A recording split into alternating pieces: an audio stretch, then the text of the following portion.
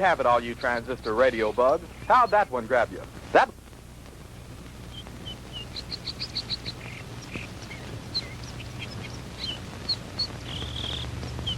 Howie, for heaven's sake, it's almost dark.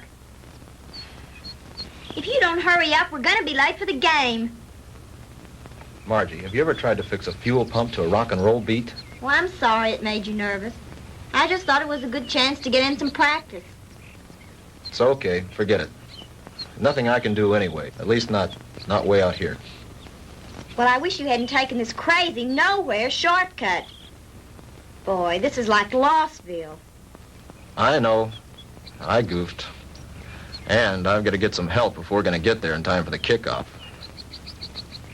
Hey, didn't we pass a farmhouse about a mile or two back down the road? Yeah, that's right. Back around the curve. Come on, we'll be shorter through those woods.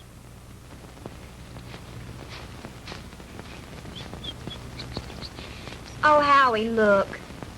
I don't think we ought to go on that property. Look, you want to get to the game, don't you? Of course I do. Come on.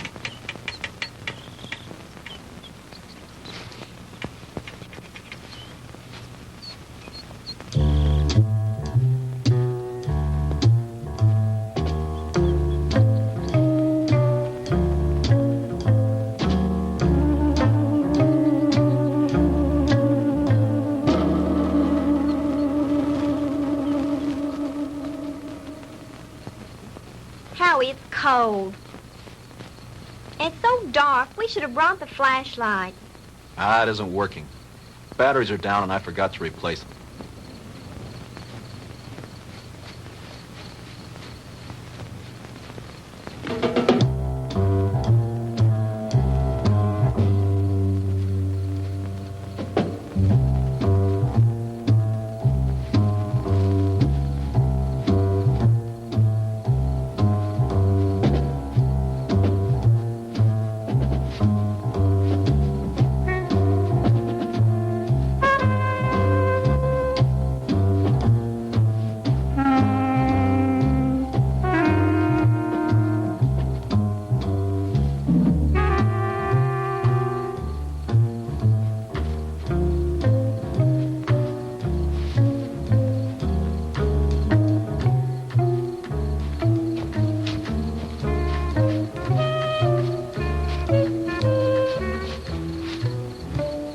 Like we've been walking for hours.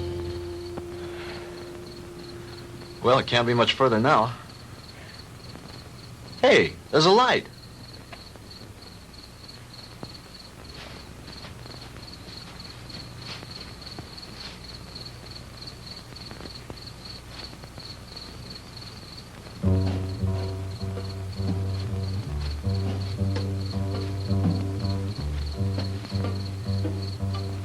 Huh. That's strange. Campfire way out here in the middle of the woods and nobody around. Kind of creepy, isn't it? Yeah. Hold it right there, both of you. Hey, Dad, what are you made up for? I mean, what's the bit? Hey, now, don't point that thing at us. It could go off. Come on now, who are you guys? What kind of a joke is this? I mean, out here in the middle of... Joke, boy? You think this is a joke? Howie, I'm frightened. Look at him. It's got to be some kind of a gag. This can't be for real. Howie, what's it all about? I don't know. Honey, do as I tell you. You edge around behind me. Tell me between them and you. Then run like the devil. Howie, not alone? Do as I say. What are you two young'uns doing out here? Quick, don't let him get away! Run, Margie! Head for the car! Stop, boy! I'll shoot!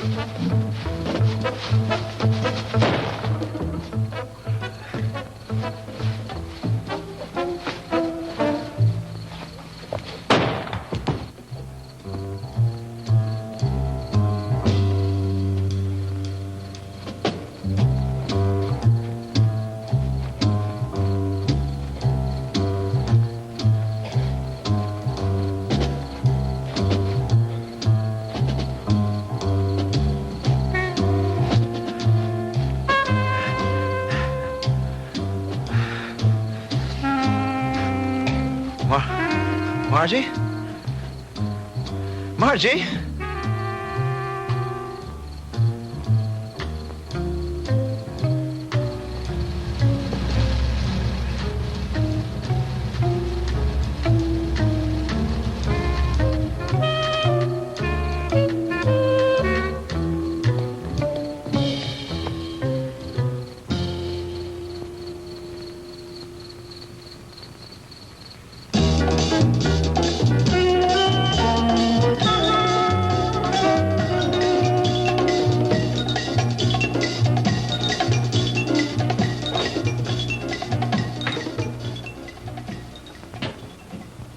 Oh, hello, Jim. What do you need?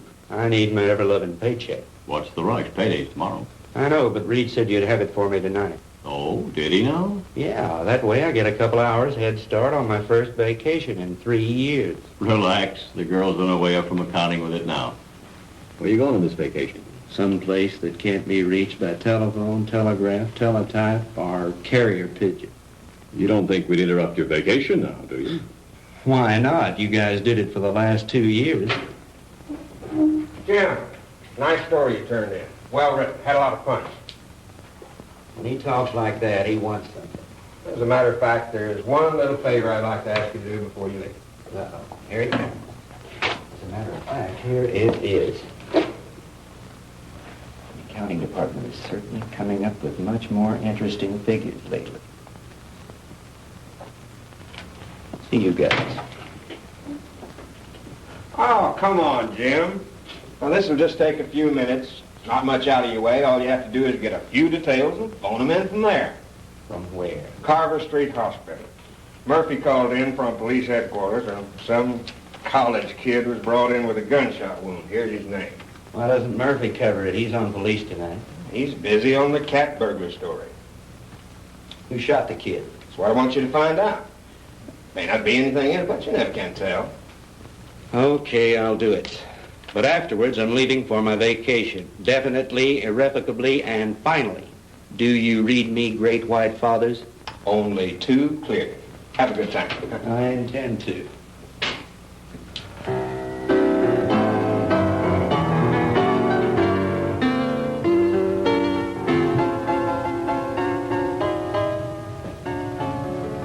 Hello, blonde girl.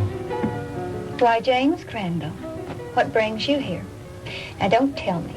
Let me guess. They sent you down for an egoectomy. Oh, what? An egoectomy. They're going to cut out that big, fat ego of... Oh, that's funny. Funny. I want some information. Like what? Like, you got a boy here. Howard Ellison, college kid. In some kind of shooting scrape. That's the kid they brought in this evening. But I don't think he's having visitors. Well, could I speak to his MD? Mm-hmm. That would be Dr. Wilson Blake. Ah, yes. Blake of the Rusty Scalpel. Oh, you know him? I should. He broke into me once and stole an appendix. Oh, funny. That's funny. He's in his office. I know where he is. Dig you later, Angel. Yes, that's all right with me, Dr. Thornton. 10:30 will be fine. Yes, I think the whole administrative staff should be there. Fine. See you in the morning, Doctor. Goodbye. Come in. Jim Crandall. Hello, Will. How are you? Hey, number one, how about yourself? No complaints? Can you spare a few minutes? Sure I can. Are you on duty? No, not really. I'm officially on vacation.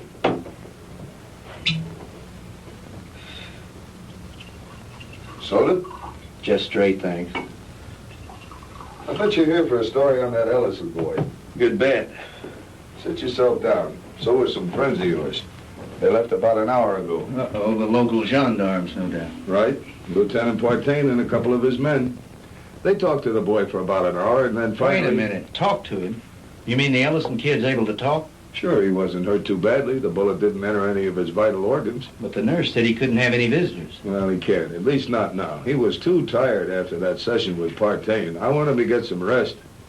Well, when can I see him? In the morning. In the morning? But talk, I gotta phone something into the editor. I can't fool around on this thing. I leave on my vacation tomorrow. Well, I envy you. We're so short-staffed here at the hospital, there's no telling when I'll be able to take a vacation. What did the kid say when he talked? He told a real weird story. The police have a transcript of it. I'd rather hear it from you if you don't mind. I don't think I should repeat it. I imagine the lieutenant would rather tell you himself. Oh, come off it, Doc. You know Partaine's not going to give me anything till he's good and ready. All right. All I can do is repeat what the boy said. But I'll warn you, you won't believe it. Suppose you try me. Well, this Ellison kid is a student at the university, a cheerleader, an honor student, an all-around popular kid. Early this afternoon, he and this co-ed... Co-ed? You mean there was a girl with him? Yes, one of the majorettes from the band, a girl named Margaret DeMar. DeMar? Couldn't be related to Sandy DeMar, the nightclub thrush. As a matter of fact, yes, her sister. Well, that adds a dash of color. What about the girl? I'm getting to that. Now, do you want to hear this story or not? Okay, go ahead. Well, early this afternoon, they left the university on their way downstate to that night game against Southern Tech. They had permission to drive down instead of going on the bus with the other students. They were running short of time, so they took a shortcut on one of those farm roads. Ellison's car started acting up and finally quit on them. They had to have help, so they started walking, trying to make it to a farmhouse. I said, hold it right there. Hey, Dad, what are you made up for? What are you two young'uns doing out here? Quick, don't let him get away! Run, Margie! Head for the car! Stop, boy! I'll shoot! He started running, and that's when he got shot. He got up and he kept on running. He made it back to the car. He looked around for the girl, and she wasn't there. After that, he blacked out. A passing motorist picked him up and brought him in, and that's the story the way he told it. You sure weren't kidding when you called it weird. I've heard some screwy ones in my time, but this one takes the prize. Yeah, that was exactly my reaction, at first. What do you mean, at first? Well, sometimes I'm forced to alter my opinion by certain evidence. I don't know if you're aware of it, Jim, but my hobby is American military history.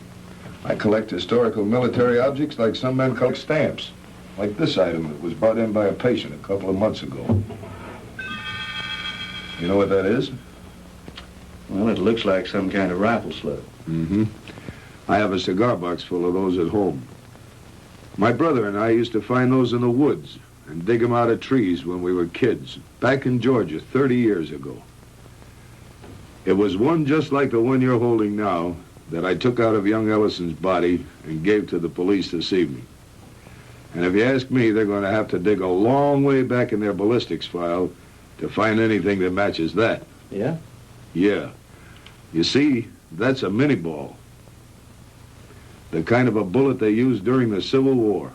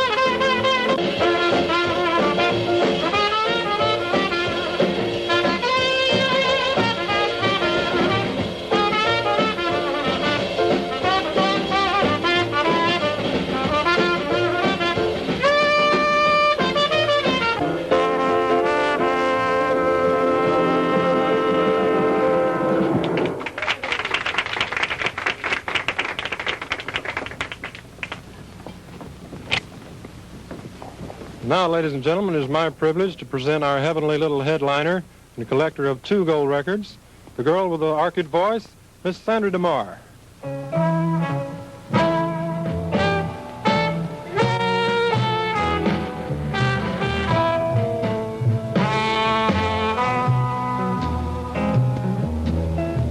Go on away and leave me alone. I want to be by myself when I cry. And there's gonna be some crying, 'cause I just told my baby goodbye. Get out of here and leave me alone. I don't care whether I live or I die, 'cause my life's already over. It ended when he told me goodbye.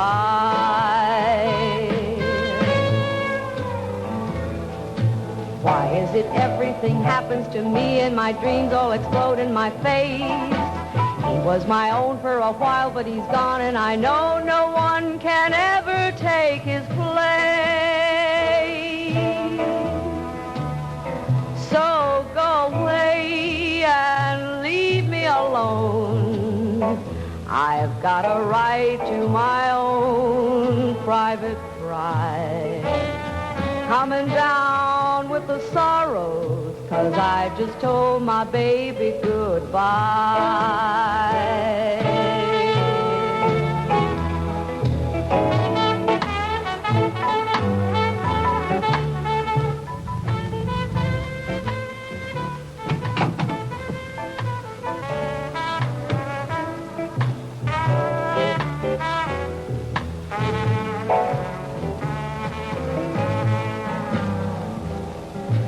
Why is it everything happens to me and my dreams all explode in my face?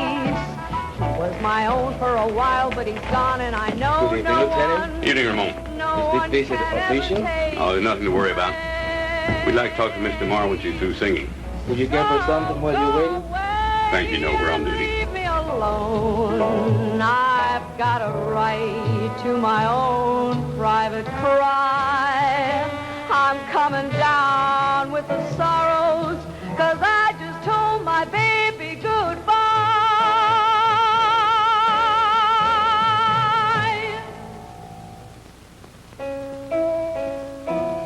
'Cause I just told my baby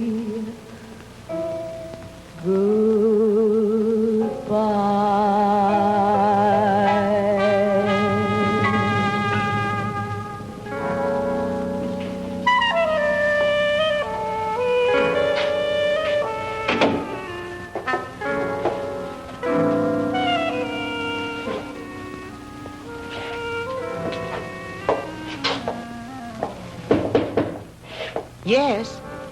Sandy, are you decent? Yes.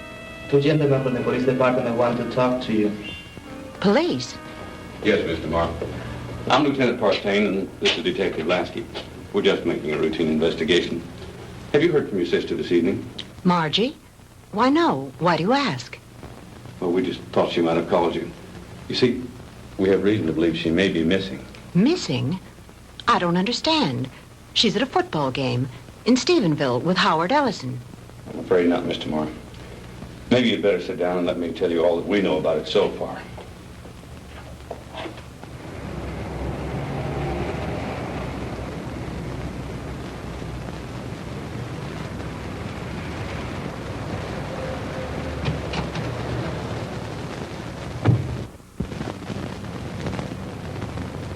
Well, Lieutenant Partain, is it a raid or a payoff?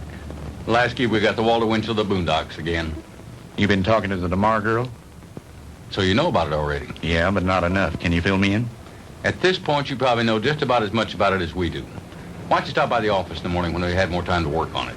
Oh, come on, Fred. Can't you give me something tonight? I start my vacation tomorrow.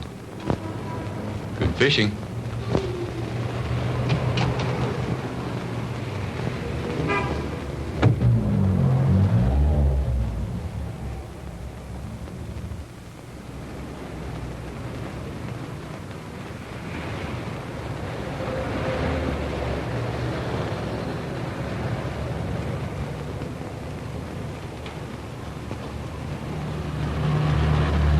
Miss DeMar? Yes? I'm Jim Crandall with the Sentinel. Could I talk to you a moment? I'm sorry, Mr. Crandall. I really haven't time to talk. I've got to get home in case my sister calls. Well, that's what I wanted to talk to you about. Can I give you a lift home? Thanks, but I'll take a cab. Well, they're kind of slow this time of night. Well, all right, if you're sure it's not out of your way. Of course not. It's part of my job.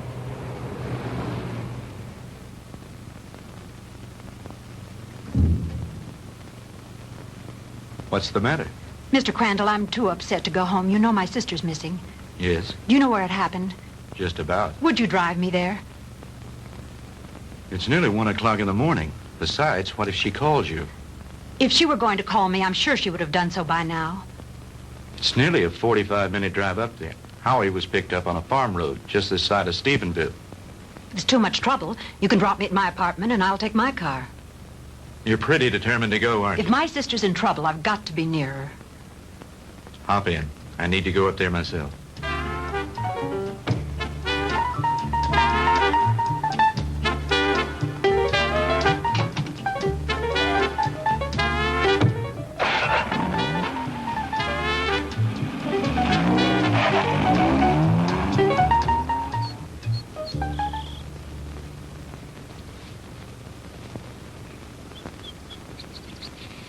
Lieutenant, we checked that house from top to bottom. Nothing there. Okay, Lasky. As soon as the boys are through, have them go in and get some rest. We've done everything we can do here. Maybe the sheriff and his bloodhounds will turn something up. Right.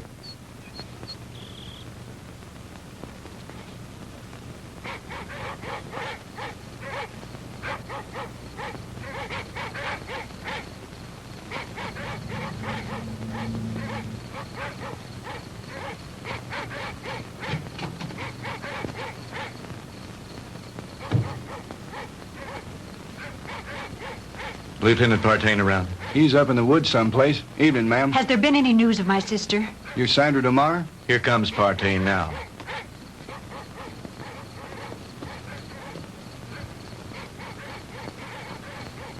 Lieutenant, have you found her yet? I'm afraid not. Crandall, what'd you bring her out here for anyway? I made him bring me, Lieutenant. Can you tell me anything about Margie? No, ma'am, I think you both made a trip out here for nothing. Why don't you go home and get some sleep? He's right, Sandy. You should do as he says. Jim, somewhere out there in that horrible blackness, it's my sister. Those dreadful dogs. They sound so terribly ominous. Oh, Jim.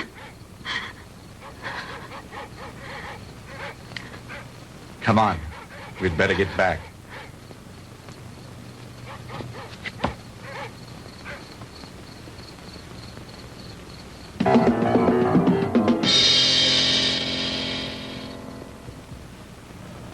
No, I'm going to check all the antique gun shops this morning, as soon as they open. How about the kid's parents? You contact them? Lieutenant, Ellisons live in Denver. I tried all night to call them, but they weren't home. How about a cup of coffee, Jim? Yeah, black. What about the kids at the university? Ellison's fraternity brothers. I talked to everyone in the dorm. They like him. What do his professors say about him? Bright, popular boy, good scholastic records, level-headed, down to earth. Not the kind to make up wild stories. Well, that cracks another one of our little theories wide open. You just getting here? Some of the other fellows came in a couple of hours ago. Yeah, I was out with the sheriff and his bunch. And have we got a Lulu? Yeah, what is it? The girl's sweater. We found it out in the woods not far from a smoldering campfire. Go on. Well, we gave the scent to the dogs, and they took off like Moody's goose. Well, we followed them for about a mile or two, till they got through the woods and into a small open space. Well, the dogs got about halfway through the open space, and then they stopped. Well, you've never seen so much confusion of tangled dogs in your life. They didn't know which way to go. The scent had stopped right in the middle of nowhere. It was as if the girl had just been snatched off the face of the earth into thin air. Wait a minute. You mean no footprints, no tire tracks, no nothing? Well, nothing but this. Well, so you found part of a costume. Costume? This is the real article. I checked it out. What do you mean, checked it out? Look at the label on the inside. McCord Brothers. McCord? Outfitter to the military. Charleston, South Carolina. I checked with the Charleston department, and they gave me some very interesting facts from one of their newspapers. It seems that McCord Brothers, the company that made that hat, burned to the ground in 1869 and was never rebuilt. It's been non-existent for over 100 years. This case is getting screwier by the minute. Don't it, though? I'll have you run this down to the lab and then go home and get some sleep. How about me, Lieutenant? Sure, go on home. You've earned a rest. Well, what do you think? How was Mr. Marr when you left her? Shook up, naturally. She's spending the night with a girlfriend. Fred, about this whole mess, what's your opinion? I'm not paid to have opinions. I'm paid to put jigsaw puzzles together. But seriously, what do you think? I think there's a logical explanation to everything. Two men were in those woods in costume and makeup. Anyone knows there's lots of guys around nowadays who collect antique guns. They belong to clubs, they have meetings and shooting contests every so often. A couple of them got liquored up a little, wanted to have some fun and scare the kids. But something went wrong. It's as simple as that. My hunch is, as soon as they get up enough nerve, they'll come in, give themselves up. It's a nice theory, Jim, but what happened to the girl? Well, your guess is as good as mine. Jim, you know, this whole thing is, well, it's spooky. Reminds me of something that happened in Germany in 1945 towards the end of the war. Yeah? What was that? Our outfit liberated a small concentration camp near the Alsatian border. When we took it, we expected to find the usual half-starved, ragged inmates. And you can imagine our surprise when we were greeted by about 50 young people, all a picture of perfect health. That sounds a little hard to believe after all I've read of Dachau and Auschwitz. Well, that's what made it hard to figure. Here were these kids, none over 21 and some as young as 5, living in apparent luxury. Good food, complete recreational facilities, no forced labor.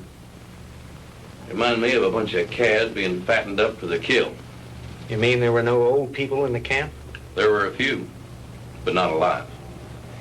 We found their bodies in the rooms next to the ovens. Apparently, we'd taken the camp so fast they hadn't had time to dispose of the bodies. But before they left the night before, they blew up the largest building in the camp.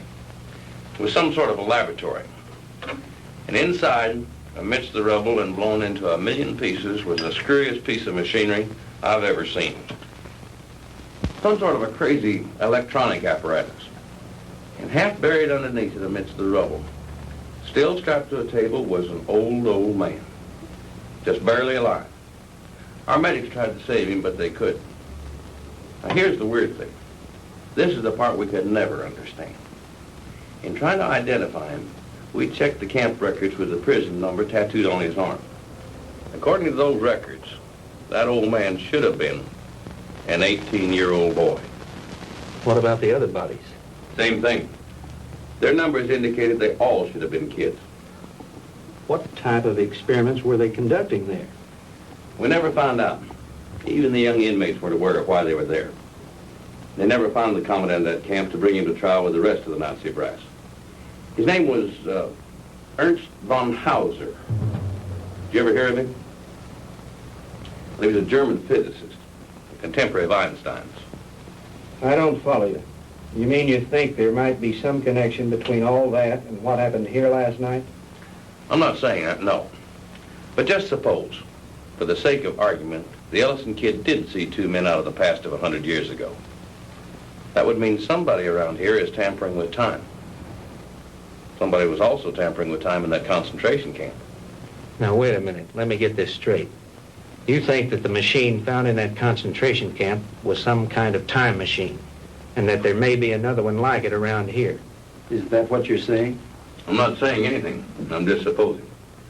After all, they never found von Hauser. Lieutenant? Yeah, Walt. Captain wants to see you in his office. Wants you to bring the file on the Maddox case. Be right there. How am I ever going to turn in a story like that? That's your problem.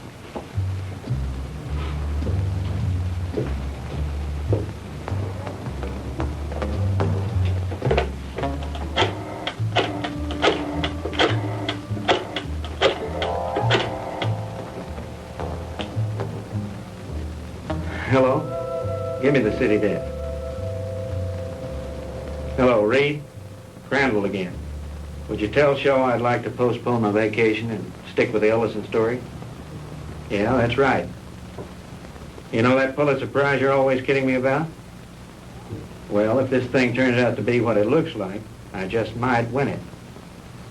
No, nothing new at the moment. I'll keep you posted. Yeah, I've got a little research to do in the library. Then I'm going to the hospital to interview the kid. Right. Talk to you later.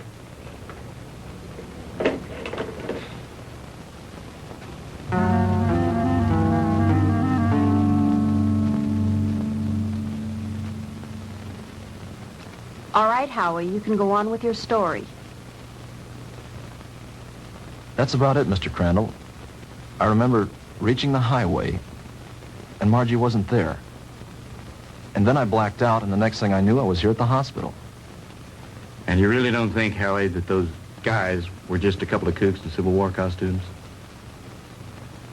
Mr. Crandall, I don't know how to explain it, but I got the distinct feeling that these guys were for real. I mean, like something straight out of Gone with the Wind. Howie, what's your idea of what happened to Margie? Do you think these two guys grabbed her? I don't know, Mr. Crandall. I don't know. That's what's bugging me out of my skull. Nurse, is Mr. Ellison awake? Yes, he is. He has another visitor, but you can go on in. Thank you.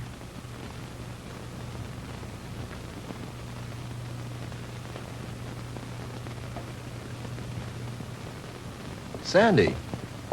Hello, Howie. How are you? Hello, Jim. Good morning. Have you heard anything from Margie? Not yet. I brought you some flowers. Thank you, Sandy. I'm sorry about all this. I mean... It's all right, Howie. Now, don't you worry. Whatever happens, I know it wasn't your fault. Jim, have the police found out anything yet? No new developments. I'm going up there in a little while and have a look around myself. I want to see the place in the daylight. Would you mind if I went with you? Of course not. I'd enjoy your company. Howie, would you forgive us if we ran off right away? Sure. I understand. I'll drop back in later. Bring me some magazines. Yeah. True Confessions and Ladies' Home Journal. Gee, thanks, Mr. Crandall. Those are two I never miss. See you later, Howie.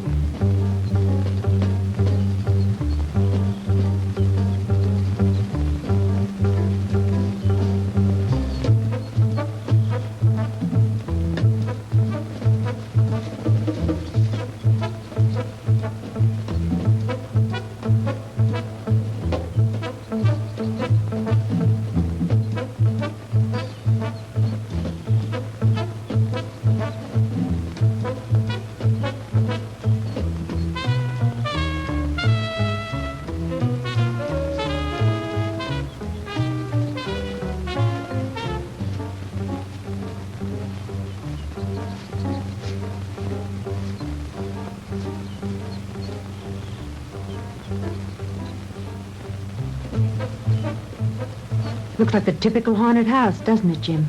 Yeah. The meadow where they found the cap and where Margie's trail ended is supposed to be nearby. Do you think this old place has anything to do with her disappearance, Jim? I don't think so. They searched it and didn't find anything. Her sweater was found somewhere in those woods. think I'll have a look around.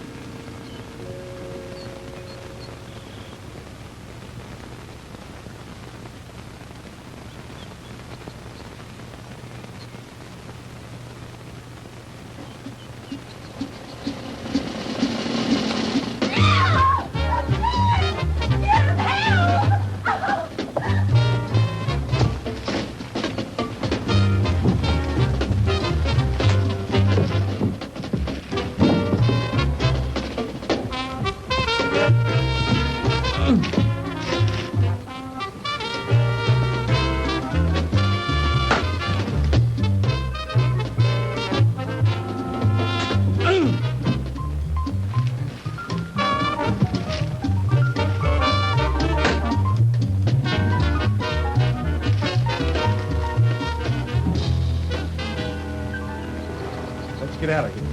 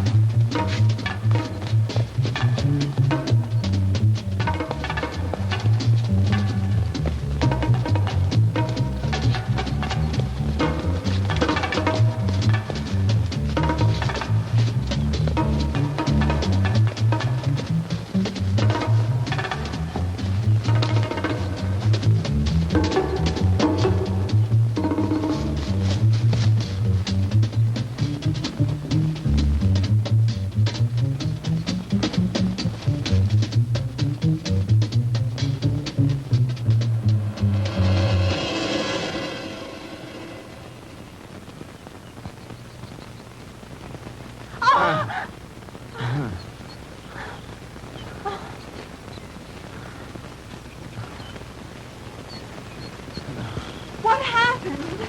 I don't know, but we better get back to the car.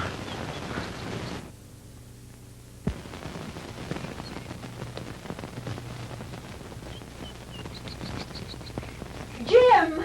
Well, the car! It's gone!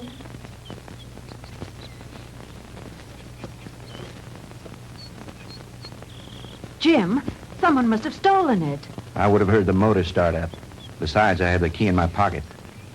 Well, this must be the wrong place. This isn't where we left it. This is where we left it, all right.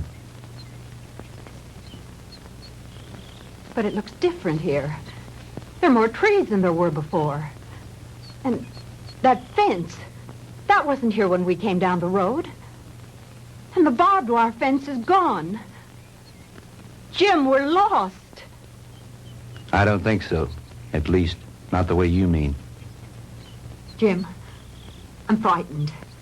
It's all right. Let me think a minute.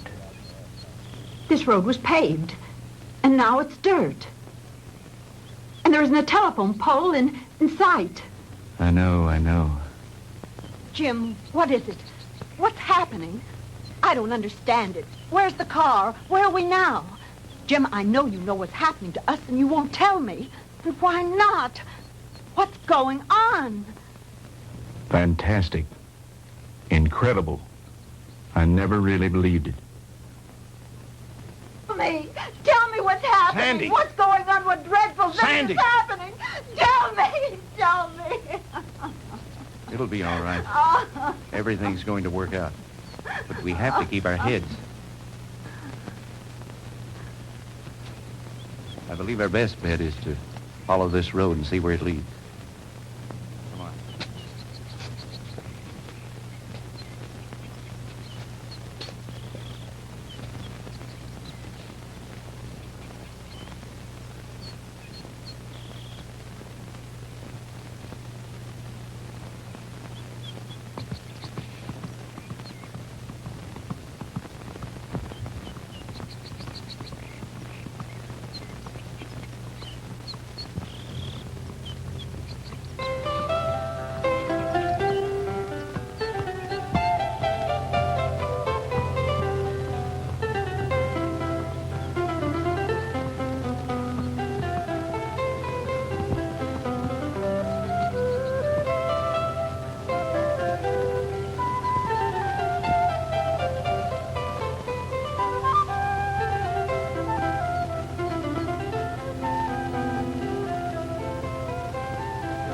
Jim, his clothing. I know. Ours are just as strange to him, especially your short skirt. Friend, what year is this? Where are we? Witchcraft! Witchcraft! Ha!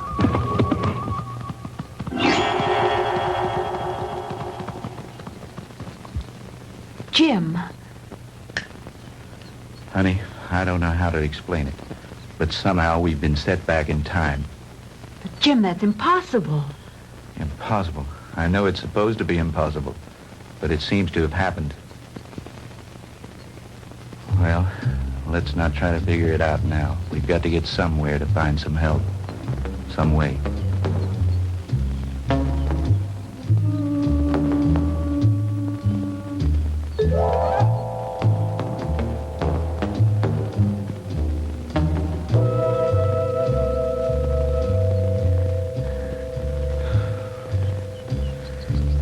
Jim, I'm sorry, but I don't think I can go any farther.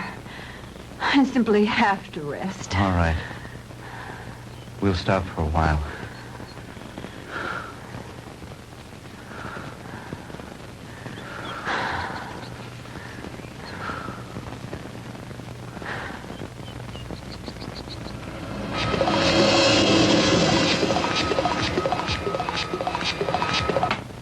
Welcome, my friends, to my little workshop. Do not be alarmed or cause unnecessary commotion. You are in no danger. At least, not for the moment. Won't you please step out?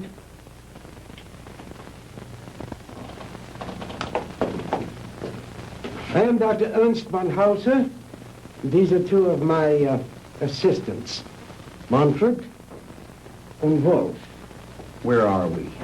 I told you. We are in my little workshop. And I tell you again, please do not be alarmed. What time is this? What century are we in? Does it matter, my friend? There really is no such thing as time, except as a relative measuring device in your own mind. We're not interested in double talk. What happened to Margaret DeMar? What have you done with it? Please, Mr. Crandall, you will please remain calm.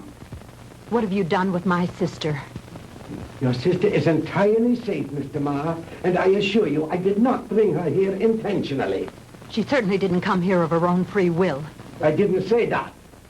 I brought her here to keep her from harm. Then where is she? Let me see her. But of course. To the armor! Kommen Sie her! Schnell! To the armor. Bringen Sie Fräulein DeMar zu ihrer Schwester. Well,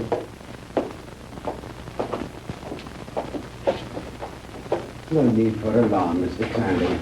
She'll be all right. She'll be able to freshen up. We will even furnish her a change of clothing.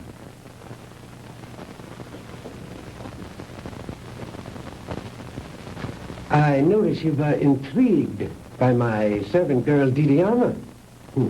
And well you might be.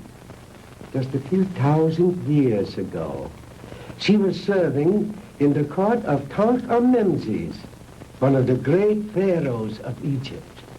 And now she is serving me. Quite an experience, is it not?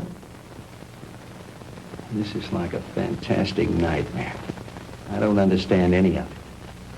How did you get Margie here? I was conducting an experiment with a pair of gentlemen from the past. When the girl and her boyfriend wandered into the machine's field of materialization and encountered them. They shot the boy. They might have killed the girl had I not teleported her here very quickly. And the two Red soldiers? I sent them back to Shiloh, Mr. Crandall. But it doesn't matter. They probably died there anyway. Fantastic. Utterly fantastic. Tell me, Doctor, why did you send Sandy and me back to 1789? I admit I took advantage of you to conduct a little experiment. Oh, yeah, it was a little dangerous, but you see, no harm has come to you. super spectronic relativity? I believe that's what you once called it. Oh, then you are familiar with my work. To some degree, yes. I read up on you this morning in the library after talking with the police. Oh. And what did you learn about me? Quite a bit. I know of your early career and some of the brilliant discoveries you made in the field of physics, and that you were expelled from the International Congress of Physicists because of your theories. Oh, that was a humiliation which will soon be avenged, Mr. Crandall. But go on. What else did you learn of me? Well, I know that you were a friend and sponsor of Adolf Hitler, that you helped elevate into power in the 30s, and became the organizer and administrator of his Department of Scientific Warfare. That's another thing that puzzles me, Herr Doctor. Why a man of your brilliance should identify himself with a fanatical madman like Hitler. How dare you refer to Adolf Hitler as a madman? He was a great genius, ahead of his time. The world, in its ignorance, was not ready to accept him. The world did not accept him because he was a lunatic, bent on enslaving it. You call a man who is responsible for the mass murder of millions a great man, a genius? Anyone with enough intelligence to examine history knows there are times when lives must be sacrificed for the benefit of future generations. And he was willing to do this in order to lead his people into darkness, into oblivion. That's where he was leading them. And like all other power-crazed dictators before him, he failed. Thank God there were people in the world with enough courage to resist and to conquer him. What do you know in your stupid, petty little mind?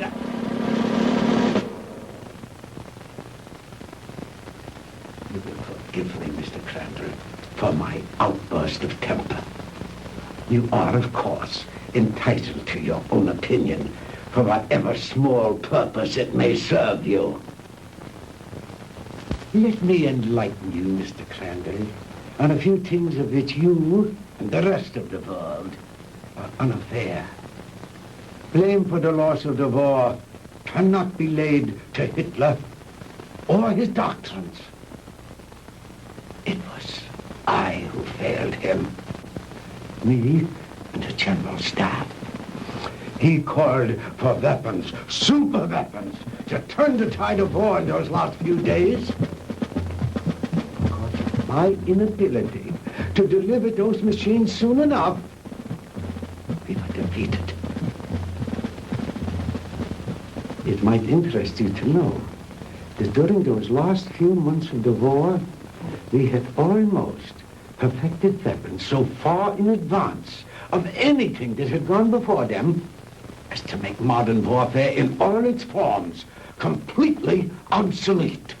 Oh, if we had only had time for further experiments. I know of some of your experiments, like the ones carried out in a certain concentration camp. Oh, then you know about the aging machine. Yeah, they had almost perfected that one when the war ended. Oh, but that machine was one of the more primitive devices, like the jets and the rockets that we used so briefly. We were in the final stages, Mr. Crandall, of perfecting weapons that were truly astounding and against which you would have had no defense. A cannon that killed with sound waves, yet was completely silent. A giant generator gun that could electrocute whole armies in the field. Oh, and more, many more.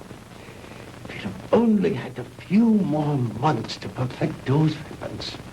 We could have plucked victory from the jaws of defeat. The Third Reich would have endured, not for 1,000 years as the Fuhrer dreamed, but forever. But the fact is that you failed, Herr Doctor. Failed and lost. But you are forgetting one thing, Mr. Crandall. That was 20 years ago. Since then, I have perfected and even improved on my original weapons. And we have conquered time. Dr. Einstein's so-called fourth dimension. Hitler will return, Mr. Crandall, and soon. Your victory was but a temporary one.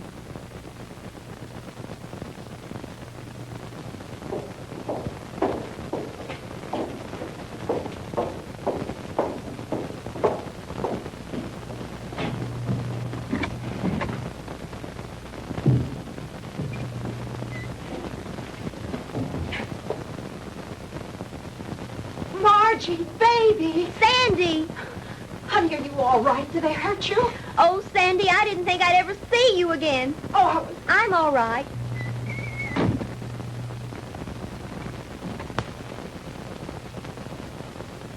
let us out of here. Open this door. Let us out. Please, don't let them keep us here.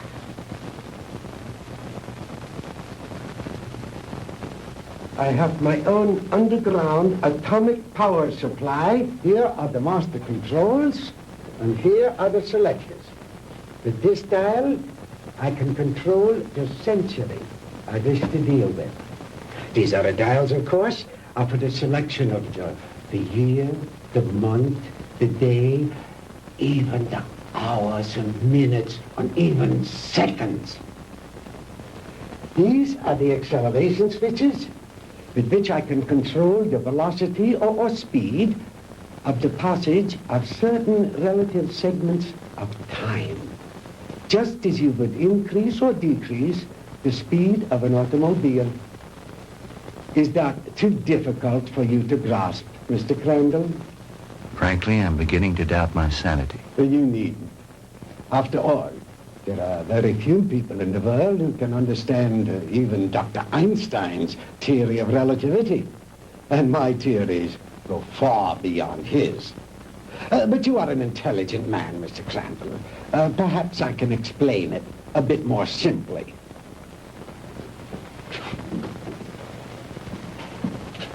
Even let this line represent the world. With a line here to represent the equator, and a mark here and a mark here for the north and south poles. If an aircraft starts here, this side of the equator, and starts going up and up and up, it is going north, toward the North Pole. But the instant it passes over the pole, it is no longer going north. It is going south. And yet, it has not turned or changed its direction in any way. Now, that is the simplest way I know of to make you understand how my theory of superspectronic relativity was first developed. It has long been established that time and space do not exist except in relation to each other. Therefore, they are inseparable, indivisible, a space-time continuum. The faster we travel in space, the faster we travel in time. Now, let me use this short vertical line to represent an instant of time, and this horizontal arrow to represent velocity or speed. Now then, scientists have long held that light is the top limiting velocity in the universe. In other words, there is nothing in the world faster than light.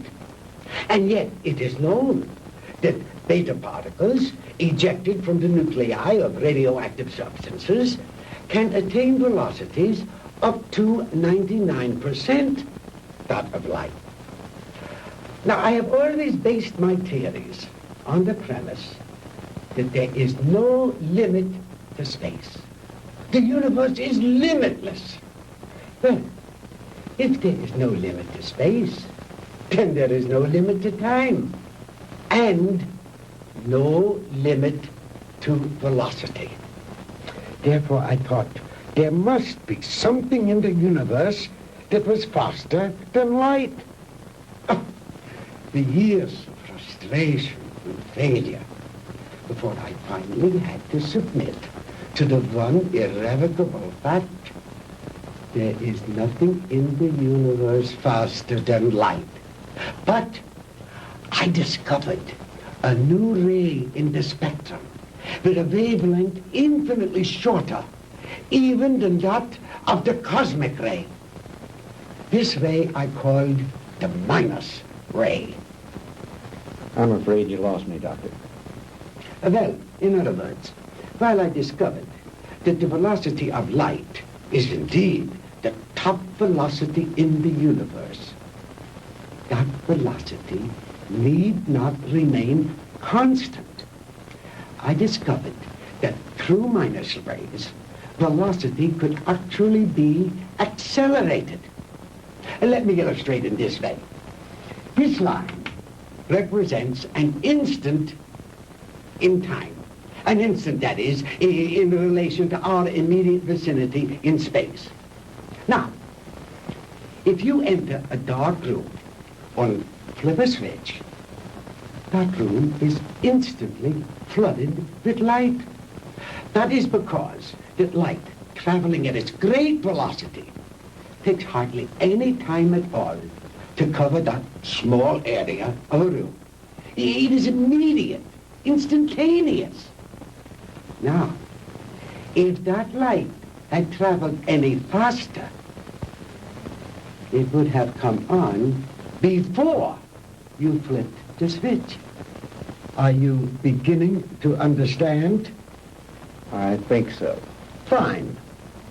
Now then, just as I illustrated a moment ago, with the airplane flying up over the world, heading north until it passed over the North Pole, then its direction became south.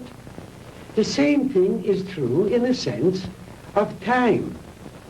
If the velocity of ordinary light, represented by this arrow, should be accelerated, then it will pass beyond the instant, represented by this vertical line, and no longer be moving in the direction of the future, but it will be moving in the direction of the past.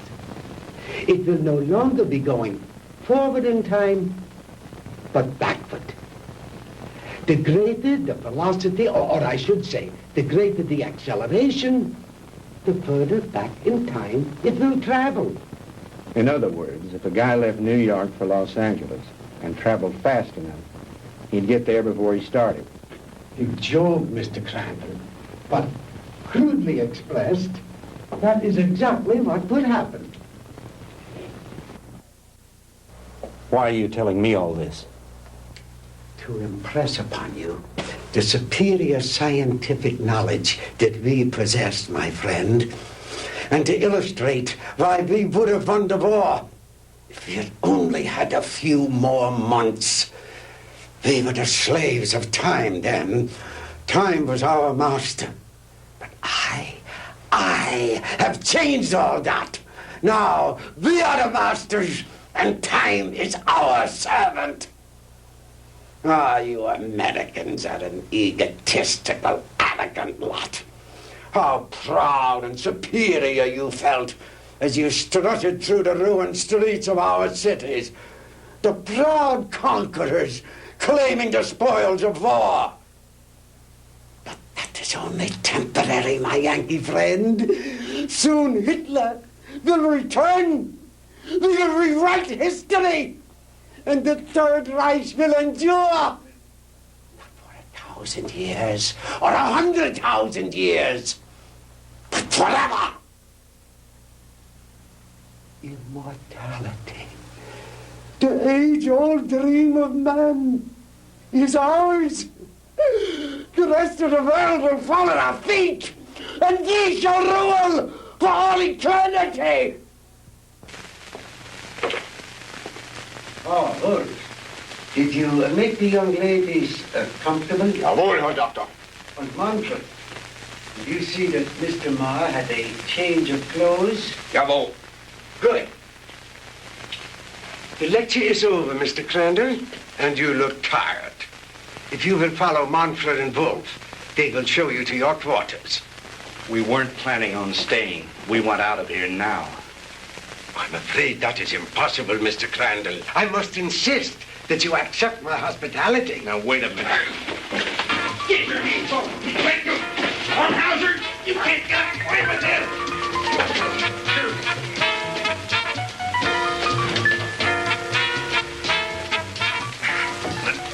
Jim! Jim! Sandy, are you all right? Oh, yes, we're all right, but why are they locking us up? What are they going to do with us? Nothing if I have anything to do with it. Oh! Oh, don't hurt him! Oh, don't hurt him! Oh.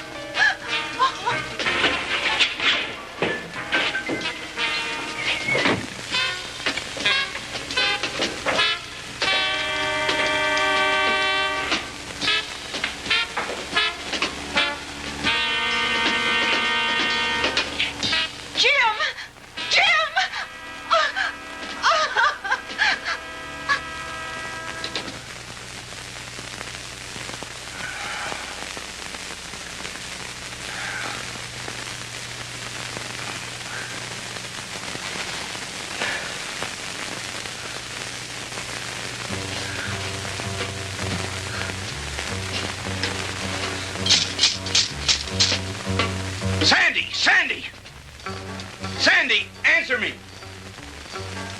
We're here, Jim. We're all right. How about you? Just a minor headache, honey. Is Margie still with you? Yes, she's asleep. Jim, I'm scared. What do you think von Hauser intends to do with us? I don't know. But I do know one thing. I've got to figure a way out of here. Sandy, honey, I'm sorry about everything. I shouldn't have brought you with me this morning. It wasn't your fault. I asked to come along. After all we've been through, you must be beat. Have you had any sleep? No, I was worried about you. Well, try to get some rest while I do some thinking. Okay. As soon as Margie wakes up, I will.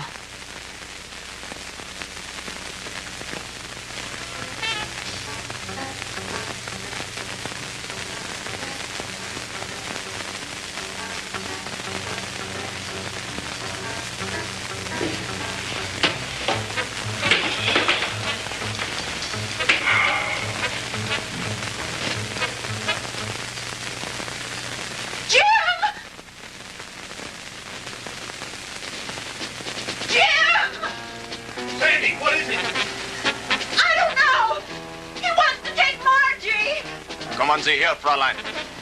No, no, Sandy, don't let him take me. Kommen Sie her. No, no, Sandy. No, leave her alone. Take your hands off her. Don't let him take me, Sandy. Don't let him take me. Turn her loose. Oh! Sandy, who is it? What's going on? No, no. What's going on in there? What's happening?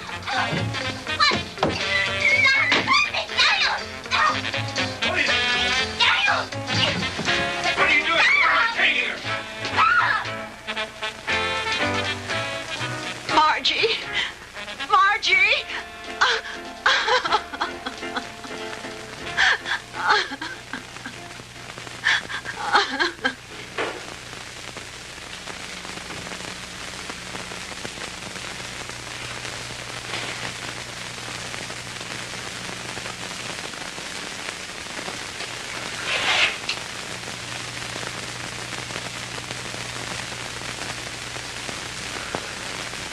So you see, my dear, there was no reason for all that hysteria. You've really nothing to fear.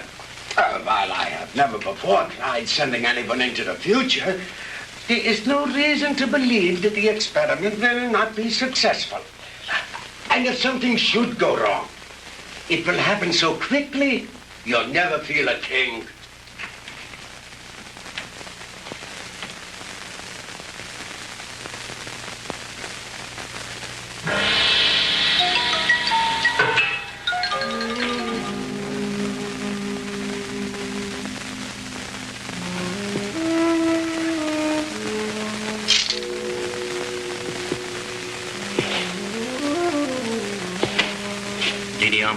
It is time you eat now. You speak English? Many others before you, they teach me talk. You mean there have been other prisoners here? Many. Are there any others here now? They all disappear. You eat now. It is all they give me for you. It's all right. At least it's better than nothing. Didi Alma, you've got to help us. You're our only hope. No. I cannot help you. But you've got to. You're the only one. If you could get hold of the keys. No. They'll kill me. I cannot help you. Please, Didi Alma, listen to me. No. We'll never get out of here if you don't help us. Please, Didi Alma. Please.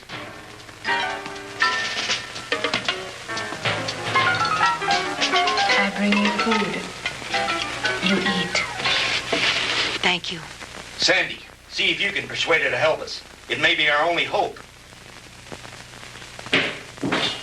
Someone come. I must go now. Was ist los, Herr?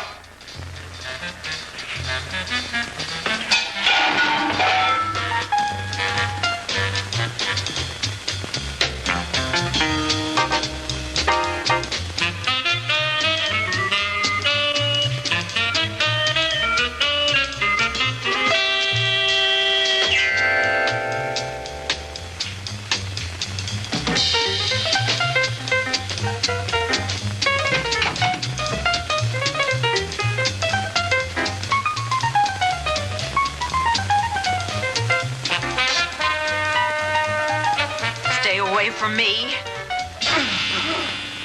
Oh!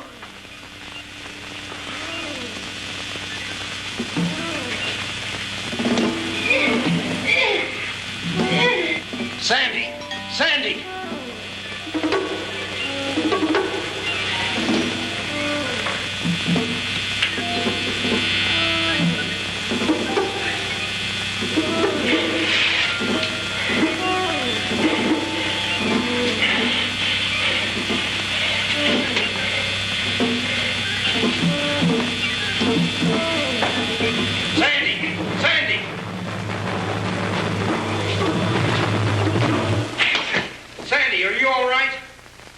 Can you hear me?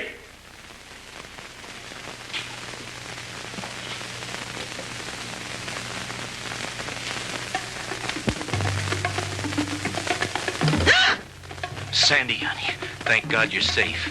Quick, get his keys.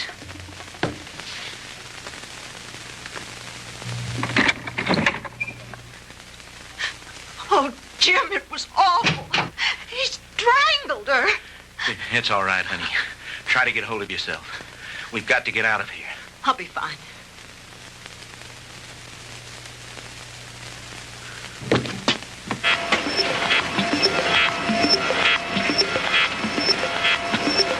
I told you, Mr. Maud, the struggle is useless. You will only tire yourself needlessly.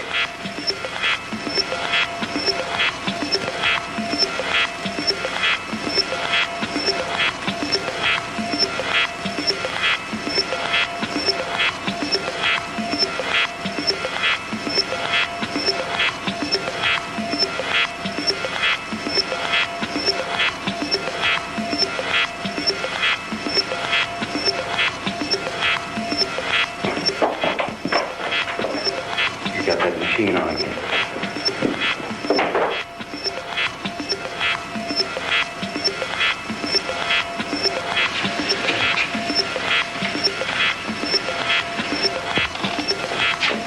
Switch it off, Doctor.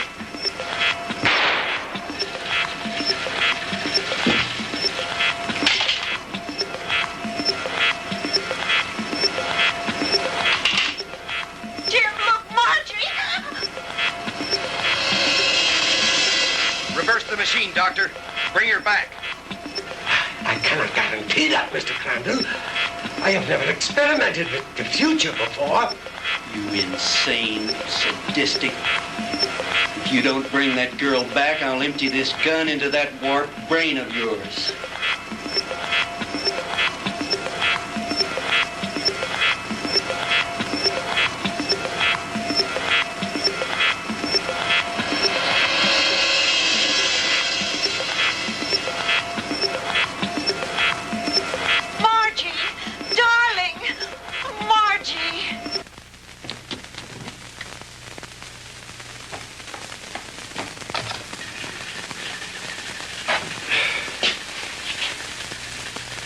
It's too bad, Mr. Crandall, that you are not interested in science. But you Americans are so impractical anyway. Jim, look out!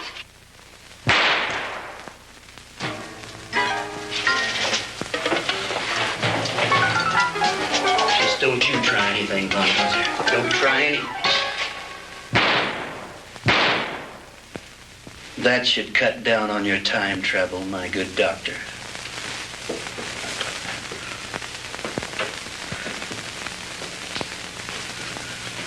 How about the attic? You searched that, didn't you? Yes, sir. That's where we found the Nazi soldiers and their radar equipment. Then this house has some connection. Crandall's car was found not too far from here. Von Hauser's headquarters must be around here somewhere.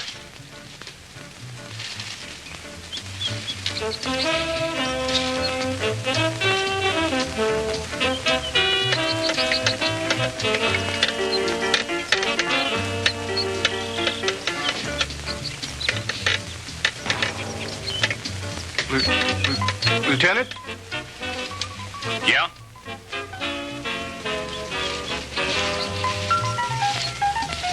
What is it, Finley?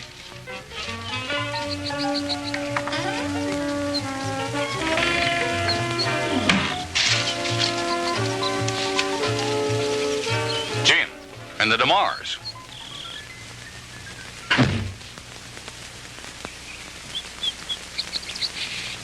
Where in the devil did you three come from? Von Hauser's country place, Fred. We spent a very interesting night there. Where is Von Hauser? Down there in his laboratory. Listen. What's that sound? That's the machine. You'd better stop it before he gets away.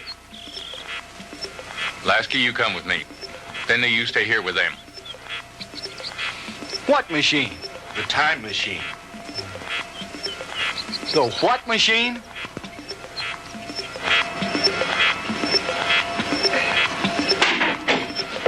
All right, Professor, hold it right there.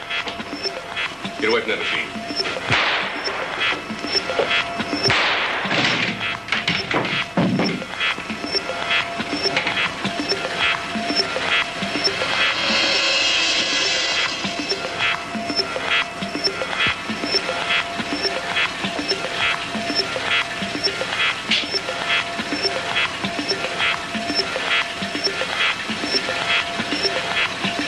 If I hadn't seen it with my own eyes, Lieutenant, I wouldn't believe it.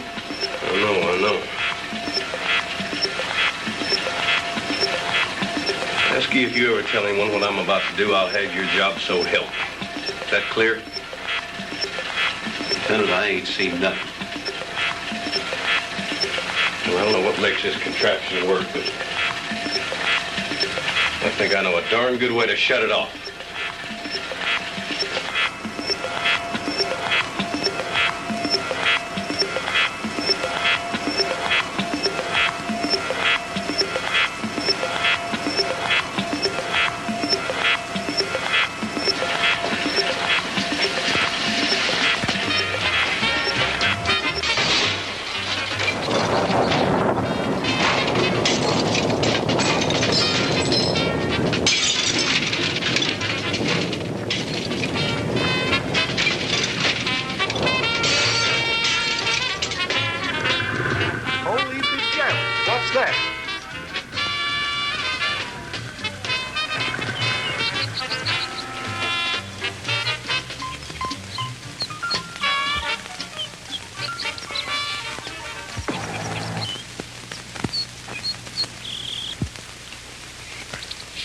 What happened down there, Fred? Forget it. Finley, call Miller at headquarters. Have him send some of the boys out. Are you two all right? Everything's fine. Thank you, Lieutenant. Why don't you take the two ladies home? Come on, Lasky.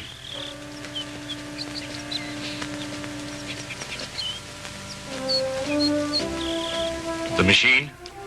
Mangled beyond repair or recognition.